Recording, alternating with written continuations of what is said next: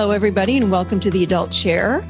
I am Michelle Chalfant, and today, everybody, I have a fabulous guest. Her name is Katherine Woodward Thomas. She's the author of Conscious Uncoupling. Fabulous book. I'm thrilled to have her on, and we're going to have a phenomenal conversation. We have a lot to talk about in 1 minute. But first, you can find out more about the show at theadultchair.com. You can join the conversation on Facebook or Instagram, and make sure to request to join the Adult Chair private closed group on Facebook to learn more about the Adult Chair and how you can also learn how to live from your healthiest, best self. It's a fabulous group. And the last bit of news I have for you guys is don't forget, I will be in San Diego, October 12th through 14th, doing the Adult Chair workshop. You all have asked for it, so I'm coming out west. So if you want more information on that, it is at theadultchair.com/workshops. Katherine Woodward Thomas. She is the author of the New York Times bestseller, Conscious Uncoupling, 5 Steps to Living Happily Even After, and the national bestseller, Calling in the One, 7 Weeks to Attract the Love of Your Life. She's also a licensed marriage and family therapist and teacher to thousands from all corners of the world in her virtual and in-person learning communities. Welcome to the Adult Chair. I am absolutely thrilled to have you on. And I was just saying to you, what this whole book is basically how to uncouple from what I would call the adult chair. So I can't wait to hear what you have to say. Welcome. Yeah. Thank you, Michelle. It's such a delight to be with you. I love your work. I love what you're doing. And it's so important for us to be able to navigate life and make choices and take actions that are consistent with the highest and the best of who we are. So thank you for opening up this conversation and for having me today. Thank you. Thank you. So where would you like to start? There's so much that we can talk about. I would go ahead. Let's start at how much pain people are in around breakups. That's a perfect place. We have to start where people are. And even who are maybe months out of a relationship, years out of a relationship, we still might be suffering with unresolved grief, mistakes that we made, or feelings of resentment and humiliation for how poorly we were treated by someone. And we're still kind of left with the residue of the self-sense that generates. Mm-hmm. I always like to say that, breakups are a trauma on 2 levels. I mean, first there's the attachment trauma of being connected with someone and having a relational home that's now no longer your home. But then there's the other trauma if you were rejected by somebody and somebody did the kind of primitive defenses against the relationship, meaning that they put you down or they devalued or diminished your relationship or diminished you, made you wrong, and even are still holding resentment or have a story about you. Like that's actually what I call an insult to identity. Ooh. And that's really where the residue stays with us for a very long time. So, we all know that grief has a natural progression, and we're always going to feel sad when we lose someone. And we're going to go through all of the feelings that are around that, the depression about that, or the anger about that, the failed expectations, the loss of a perceived future is a big loss. Yeah. Along with the other losses, which might be your home or your routines or your community. Breakups are kind of not just one loss, they're multiple losses. So true. So that's the amount of pain that we're in with a breakup. And when a breakup is happening, the studies show that our brains on a breakup look exactly the same as someone who's undergoing the death of a loved one. Wow. It is. It's such a deep grief when we're parting ways with someone. So I would suspect that that's really accurate. It is. There's so much pain. Well, we're not designed for it, Like nature kind of hardwired us to bond. And if you think about the history of humanity, for most of our history, we've kind of lived in one little community for our whole lives with just a few other 100 people, and then you died before you were 40. So people didn't really break up a lot. That's so true. So true. So do you talk with people about how do we move past this pain, and how do we how do we move beyond the grief? And I know people that sometimes carry this grief for years and years and years post breakup, and they cannot let it go. No, your whole life can be diminished in the aftermath of that breakup. It's why I was motivated to write the book, because I'm also the author of Calling in the One. And I saw that one of the biggest obstacles to being able to create happiness in love is a very bad breakup in the past that is still unresolved. And so there's ways that either we live from that sense of self that is cultivated in that breakup of I'm not good enough, or see, I'm always going to be alone, or whatever that story is that we kind of revert back to because it just got validated, or we just don't trust love moving forward. And the thing about not trusting love or not trusting men, or women, it really has to do with not trusting yourself. Yeah. You don't trust yourself to keep yourself safe. So that's missing development. The second half of the title of the book, Conscious Uncoupling, is 5 steps to living happily even after. And it's about really recovering, not just bouncing back, but bouncing forward and using the pain of the breakup to actually kind of crack you open and catapult you beyond where your patterns have been, where you've been limited in relationships in the past, so that you feel actually more equipped to love and be loved in the aftermath of this heartache. And it really is a process that you have to midwife. It's not normally an organic process. It's just like if you broke your leg, you wouldn't just let your leg kind of heal of its own accord. You wouldn't go to the hospital and the doctor would say, well, let's let time heal your broken leg, because the doctor would know that your leg would heal crooked and it would never be quite right after that. So our hearts, just like, when we break our heart, just like when we break our leg, we have to set it properly. We have to give it guidance. We have to, midwife and shepherd that healing process along, because if you can do that, what happens when bones break, just like when hearts break, is if they grow back together again properly, they grow stronger where it once was broken. So conscious uncoupling is that process that will bring people safely to the other side. And it seems like to consciously uncouple, we have to go deeper within ourselves, which I absolutely love. I heard you say that. I don't know if I read that in the book or I heard you on another show, but I really agree with that. It seems like when people are breaking up or they're in so much pain, we look outside of ourselves to numb that pain or to put a Band-Aid on that pain. But I love when you talk about really going inside and tapping into what's going on inside versus stepping outside and trying to fix it. Well, I think also the other way we externalize is that we blame our partner. Yeah. Right. We have our focus on what he did that he shouldn't have done. He cheated. He lied. He took my childbearing years from me, or whatever that rageful conversation is. And he's a narcissist. That's really a lot of them now. But where the juice is, as I like to say, even if it was 97% the other person's fault, you really want to be interested in your 3%. Because until you understand your 3%, which very often tends to be subtle, like you skipped over your knowing, or you just ignored the red flags, or you thought you could love enough for the two of you, or whatever that 3% was, you didn't speak up for yourself, you didn't make needs known clearly, you didn't negotiate the boundaries of the relationship, that 3% is pretty lethal. And until you see it and you make amends to yourself, like, I will never do that again, you actually can't trust yourself moving forward. And this is where our chances for love dim down. So that's actually the second step of conscious uncoupling, is reclaim your power in your life, because that's always going to be about taking personal responsibility for your part. Yeah. And then it typically happens that then we will attract the same person in over and over again until we're looking at even that little 3%. Right?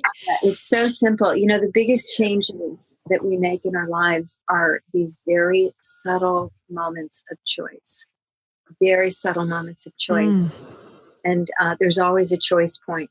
And I try and track back with people what that choice point is. So they're coming in and they're, 7 years of being with someone who's incredibly abusive, self-absorbed, never takes personal responsibility, and you're getting smaller and smaller and smaller and smaller in the relationship.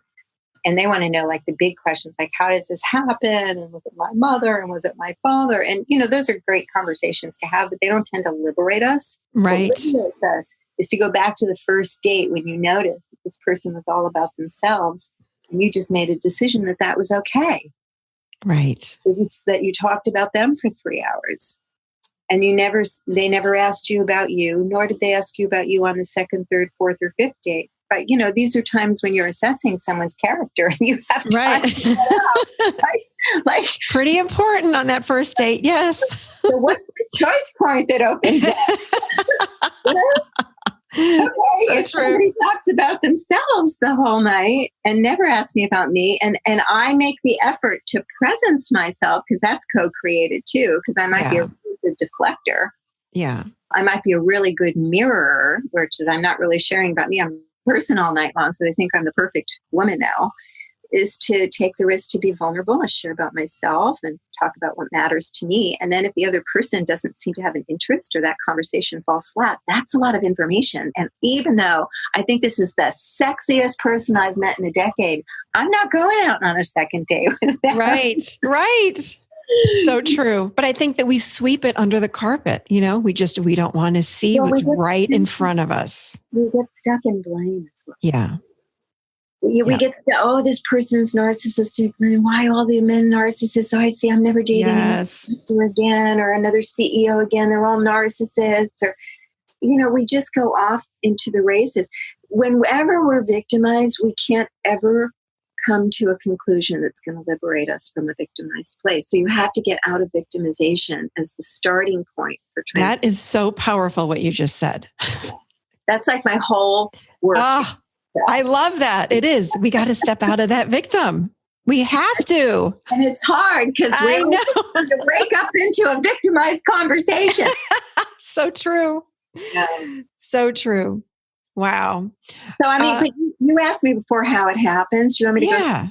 Yeah. So the first step is to meet us where we are, which tends to be kind of out of our minds, in a tremendous amount of pain that's even, if you have a broken heart, you feel pain like it's a physical pain in your body. Mm-hmm. You can have sensations in your body like your skin is on fire. Like all these little sayings, like I was burned in love. It comes from what's actually happening in our bodies. So, and sometimes, at Conscious Uncoupling is for people who have been the rejector too, have been living kind of a duplicitous experience, feeling obligated to stay, feeling guilty about leaving. But there's a lot of big emotions that are associated with a breakup. And the first thing we have to do is to hold them from a loving space within ourselves. And this is your work. Yeah. Right? You locate the part of yourself that is strong and wise and capable, and you literally hold yourself and you talk to yourself and you say things like, honey, what are you feeling right now? And you help yourself to label the emotions, because studies show that when we're able to label our emotions, they de-escalate in intensity. And basically what we want to do in step one, which is find emotional freedom, is to get to a place where we can sponsor the healthy impulse that's underneath every difficult emotion.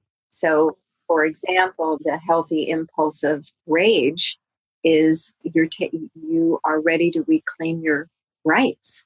Like, I will never again be treated like a doormat. That will just never happen in my life again.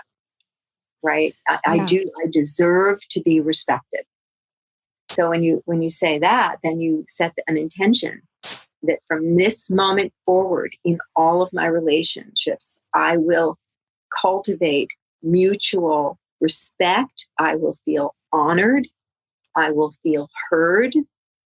You transform a negative emotion into the fuel for positive change. And I always say that there is so much power that comes from being angry. I'm not saying rage, but if we can get under the rage and find that true anger, all of those statements that you just said seem to come out. It's like, yes, I deserve this. I deserve a healthy relationship. But I think people, again, like you were just saying, we were saying about that being a victim, we get stuck there. I just want to back up a second. You were talking about finding that inner part, that's inner strength. I think you said something like that. So many people I find when we're breaking up or we fall into that. I don't have that inner strength. It's not in there. And I love what you said about talking to that inner part, that inner child part, and finding it. And it makes it bigger the more we talk to that part. We've all got it. We have to remember that. We may not feel strong, but it's inside of us and we can make it through. But there's that collapsing sensation that people go through at the end of a relationship. It's like, I don't have it in me. Yes, you do. We just have to find it. Well, and anger is the energy of change. Yeah. So that's either going to come out in a very destructive way or a constructive way. So we want to point it in that right direction. Yes. And in terms of, it's interesting. I don't know that the part of us that's having really overwhelming feelings is always a child part. The child part is the part of us that's making false meaning of whatever we're feeling. But the feelings are natural. But to be able to hold and bear the unbearable. And some of the feelings I know are unbearable. They really are unbearable. And what I do, one of the things in the book that I offer is a Buddhist practice of Tonglen that helps us to bear the unbearable. And basically the way we're doing that is we're expanding our awareness of all of the people in the world who are experiencing this very same difficult emotion, humiliation, terror, rage, whatever the big emotion is, all of the people in this very moment who are also experiencing this. And I pray a blessing for myself and for them. And you do this with breath work. So it's very effective. And basically what we want to do is get us back into the rational, sane part of the mind, because when we have emotions that are more than we can contain, which is the very definition of trauma, that's where we get reactive, when we can't hold our own inner experience. So that's the first step in conscious uncoupling, is getting us back into some sense of cohesion within ourselves so that we can actually behave in a way that's aligned with our ethics and our spirituality, as opposed to just our overwhelming emotions. Love it. Yeah, and then we go into step 2. So we kind of did that little reach backwards, but it's really taking inventory of our part, and all in service really to making amends to ourselves, moving forward to restore our own trust to ourselves, to learn the lesson. Life lessons are very costly. I've had life lessons that have cost me several $100,000s over my life. I'm sure others have too. Yeah. We make mistakes, and mistakes cost us. But you know what? Wisdom is priceless, and the way that pain can grow compassion and really grow us up is quite beautiful. And I think we just want to value that in and of itself and forgive ourselves. And we move into step 3, which is breaking the pattern, healing your heart. And what breaking the pattern is to start to recognize that the dynamics that kind of crashed and burned, this is not new. The ways you made mistakes, the ways you were taken advantage of. This pattern didn't start with this person, and you can trace it all the way back to childhood, and we call that your source fracture wound, break in your heart. And that's where we go in and we look for the meaning that you made that I was talking about up front. And we realign that meaning, we challenge that meaning. It's not true that I will always be alone. Yes, my lover just left me, but it doesn't mean that I will forever be doomed to being alone. As a matter of fact, I came here to love and be loved.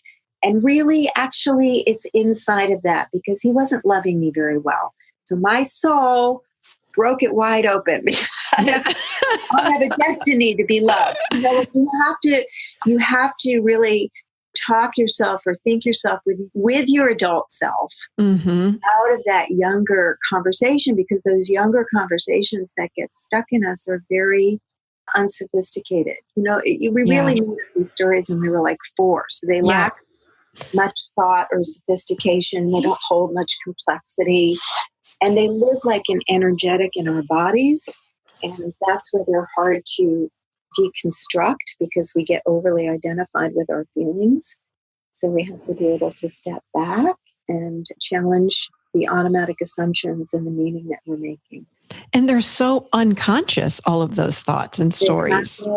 Like in a breath. Yeah. I mean, they just go through the brain. It's just on and on and on and on and on. It's like, hold on. That's why I love this whole book. Conscious. We have to step into our consciousness and say, hold on. This story's not true anymore for me. I'm not going to buy into it. Yeah. I love it. Step 4, become a love alchemist. Tell us about that. Oh, it's my favorite. Because I'm a little love bunny and I love spreading love. So, because I think all of us are, we're loving people and we have a sense of purpose. What the world needs now is love, sweet love. So let it happen through me. And why not through the hardest person to love in this moment? So it's not about actually going out and loving somebody who's being abusive to you. Obviously, you're going to have to reset your boundaries. But sometimes we have, people who are cooperating, and sometimes we have children between us. So you can't just cut somebody off.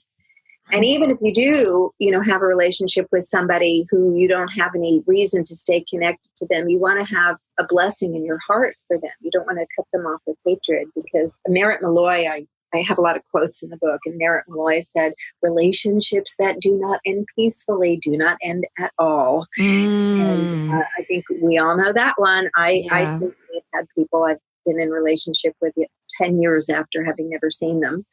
So we really have to be at peace. And that can happen within us. Some people we're never going to go back and renew a friendship with, because they didn't show up like a friend, and they're not showing up now like a friend. So you just, wish them well. But in your heart, you want to hold them maybe like a dark guru or a teacher or somebody who came to show you certain things that you needed to up level in your own life. Yeah. But if you have children, you're going to transition from being lovers to co-parents. This is the thing about what we do with children. We think that children are more resilient than they are. Yes, I hear that all the time. Well, the kids are resilient. I'm like, no. They're actually not. And by the way, why are you letting your children do your work for you? Yeah. I like how you said that. That's beautiful. Yeah, that's great. If you made a baby with that person, you got to see that one through. That's just karma. You got to see that one through. So I don't care. Yes, he's got character problems. Yes, she's a narcissist, or yes, she does, terrible things. But you don't want to ever put children into the middle. Now, a lot of people think if they go into kind of a cold war and just create their own separate families, and you're a family when you're with your kid 3 days a week, and then the kid goes off to the other family. Kids will go live with grief when you do that, because they always have to leave one of their families. Right. Or they're going to the other family. So the ideal that we're all aspiring to here, and none of us do this perfectly, but the ideal is that you form one family that is a happy post-divorce family. And I'm a great poster child for that. I have been living for the last few years in the same apartment building as my former husband, and our daughter is free to go between her 2 apartments. I am welcome into their apartment. My former husband is welcome into mine, not into our private spaces, but into the living room. So it's very boundaried, is what I'm hearing. It is very boundaried. Very boundaried, but very open also. And I don't go into his kitchen and take his orange juice out of the fridge. Yeah, I think that's important for people to hear. You're opening up your space, but your common areas in the home. Yeah, and I like that. So you're not going in and like, I'm going to go get a snack. Not unless I leave a note. Would you like me to replace this? Yeah. I was hungry. I mean, we're guests in each other's home is what it is. You show up like a guest. So you have to get a bit more formal, in which you can do. I mean, it takes a while to transition. A lot of conscious uncoupling is looking to the future that you're committed to creating. And then one moment at a time, finding your way to that future, taking the high road, being a big person, making an amends, taking responsibility for your part.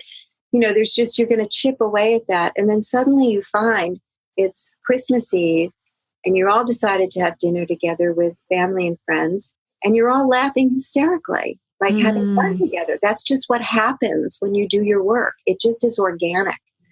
Yeah. So, my former husband, I took him and my daughter and my mom, who still calls my former husband her son-in-law, and my brother, and we took my former husband out for lunch yesterday because it was his birthday. So we just live like this. And then on the holidays, his other former wife and their daughter will come to my home and stay with me. And we'll have, and it's just better for the kids. You have you are the poster child for sure, because I've heard your whole entire story and it's truly like, wow. In fact, I remember hearing something about your husband's, is it his first wife, or excuse me, your daughter wanted your husband's first wife to be her godmother. Is that right? Or something? Yes, it was. So that was incredible. I thought, oh my God, it's so beautiful. My daughter really likes his other former wife, who was his wife before me. And they come every holiday and spend, she and their daughter, and they spend Christmas in my home usually. And one year when my daughter was, I don't know, she was pretty little, but she kind of cozied up to me and she said, Mommy, can I ask Anne to be my godmother? Because I want the same mother as my sister has. Wow. And I just, like, unbelievable. I know. It's just, and I said, of course, sweetheart, that's a wonderful idea. So we've made something quite unique and lovely out of kind of what could have been very fragmented and very interesting. But, I can hear a lot of these listeners are going to be in the closed group or emailing me saying to me, what if I'm with somebody that's, a total asshole and there's no way that they would want to come for Christmas? So what do you do if one of the people in the relationship really wants to do conscious uncoupling and the other person is truly like not interested, throwing you under the bus, saying terrible things about you behind your back to the kids? How do you be strong in that? Or what would you say to these people? Well, I think that's a very common, and I think it's probably more common than my situation. And I like to tell people that, it was great when Gwyneth popped Conscious Uncoupling into the lexicon. I've been teaching people for years already how to do that. But one of the downsides of that is because she modeled it so beautifully, people assume that it's just when two people want to consciously uncouple together. And it's not really how it is. Mostly the people who are conscious are in a lot of pain because they've been with someone who is really hell-bent on being unconscious and doing things really so miserable. True. Yeah.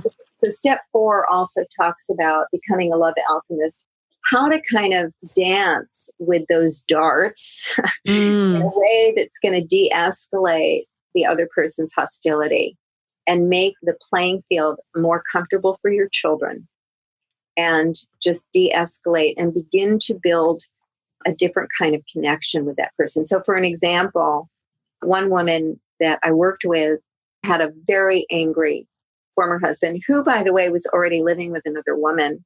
And they had a little, I think their son was 5 at the time. And the husband and the new woman were quite nasty to her, and they would badmouth her in front of their son. So of course, this is horrible for her to experiencing. And so what I suggested that she did, she had an opportunity one day where he was sick. So what I had her do was to call his girlfriend and offer his girlfriend, and she only knew it because the son told her, but to offer his girlfriend his favorite recipe for chicken soup so the girlfriend could make it for him. Ooh. And they were so stunned that she did that it kind of was what was a pattern interrupt. It startled them because they're in a war zone, but she didn't have to go into a war zone. And actually, she could do something generous. So I talk about these generous gestures as a way to de-escalate. And step 4 comes after 1, 2, and 3. Yeah. You've done your work, so you're capable of doing this. So I think a lot of us can't do this with any genuine care in our hearts for a child. She did this not for him. She did this for her son because he was really messing her son up to pull on her son to be disloyal to her. That he was 5. That was a bad situation. So she did a very wise thing. She did a Solomon move. Yeah. Very wise thing. And she kept that up until they became much more civil with each other. And they really stopped pulling on that child. Now, it never became what I have with my former husband, but it really doesn't have to. It just needs to get the kids out of the danger zone. And you cannot reason with that person to be a better person. You couldn't do it in your marriage, and you're probably not going to do it with me. No, you're not going to change the other person. You're not. So it's accessing the power that we have to have influence on how this is going to go. So you're actually becoming the stronger influence. And it's the intention, the intention is again for the child or for the kids and not for changing the other person or for even having what you have. It's just the intention is to help the kids not be in the middle of this war zone. And in step 4, you actually are invited to set an intention. And I'm a big fan of big, bold intentions. I like living from the future backwards because you declare a future that's not predictable from where you are now. And then you ask yourself, who would I need to be being to find my way to that future? Yeah. So, you have a big crash and burn in your marriage. Maybe you've had the other person's gone to a nasty attorney, which is so unfortunate because the legal system thrives off hostility. And, that's true. Coming out of that, and then you take an intention, you set an intention to have a happy post-divorce family. Well, how are you going to get there from where you are? There's been so much damage done. Well, it begins, it's like the journey of 1,000 miles begins with one step. What can you do today to generate cohesion, to generate forgiveness, to generate togetherness and teamwork? And you're going to be shocked at how much progress you can make and what you can have the power to change. The 5th step of a conscious uncoupling is creating your happily even after life. And that has to do with 2 things, really. One is to become conscious of the new agreements that you have moving forward. And the agreements are going to be like, a kindness contract that you craft together. You might just say, in our family, we have a family that is respectful of each other. I will always honor my former husband as the father of my children. I will never badmouth him in front of our children. So you have these new agreements, but he's not your lover anymore. And you're not the most important person to him on the planet anymore. And he doesn't have to be there for you in the middle of the night when you have a panic attack. There are certain things that we need to let go of in terms of what that relationship has been to us in the past. And we have to get clear about what it will be, what it is now, and what it will be moving forward. And then create and design structures around that. And that has to do with the legal team that you have around you, a lot of professionals now in the legal profession who are advocates of conscious divorce to make sure you have that kind of a legal team, whether that's a collaborative divorce team or you have a mediator. I have some conscious uncoupling coaches who are actually attorneys, and they're also trained conscious uncoupling coaches. So they're standing inside of the ethics of conscious uncoupling. So, and those family separations tend to go very, very well, or let's even call them family reconfigurations. I love that. I think everyone going through a breakup needs to read this book, and every attorney, every divorce attorney needs to hand this to both couples. I agree. Yes. Both parties need to read this book, and hopefully they can, reap a few. I mean, there's so many jewels there are nuggets in this book that are fabulous and can turn your whole life around when it comes to ending a relationship. So it's fabulous, fabulous, fabulous. I wish we had more time. This was so good. It was great, actually. Thank you, Katherine. Back another time. I'm really grateful you invited me. Yeah. So can you tell us where, and if people didn't hear you say that, Katherine is the originator of the Conscious Uncoupling process made famous by Gwyneth Paltrow and Chris Martin. So can you tell us, I know you have a lot to offer, so could you tell us where people can find you and what you're currently offering for people? Well, I just finished a starter kit which I'd wanted to do for a long time.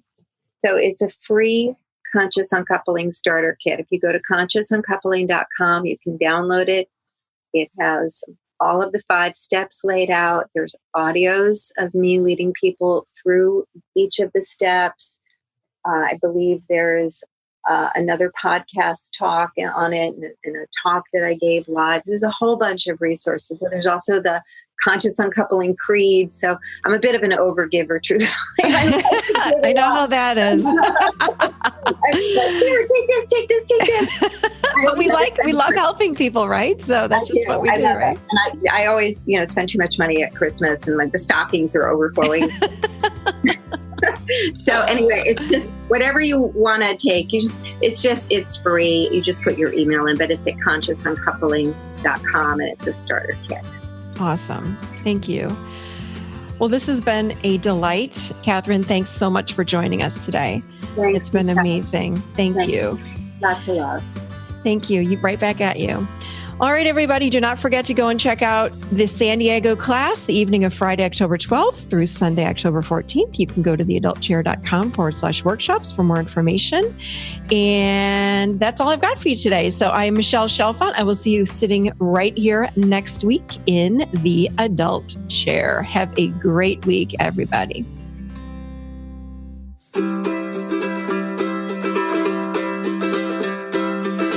Today's podcast is sponsored by Audible, and you can get a free audiobook download and a 30-day free trial at www.audibletrial.com/theadultchair. And of course, today's recommended book is Conscious Uncoupling. It is the 5 Steps to Living Happily Even After, of course, by Katherine Woodward Thomas. Fabulous book. I have it sitting right in front of me right here. And for listeners of the Adult Chair, Audible is offering a free audiobook download of this book or any book that you like, but I think this is the book for you guys. So make sure you get this book. And again, just like we said, Katherine, it's free. Another free offering if you want to go to audibletrial.com/theadultchair.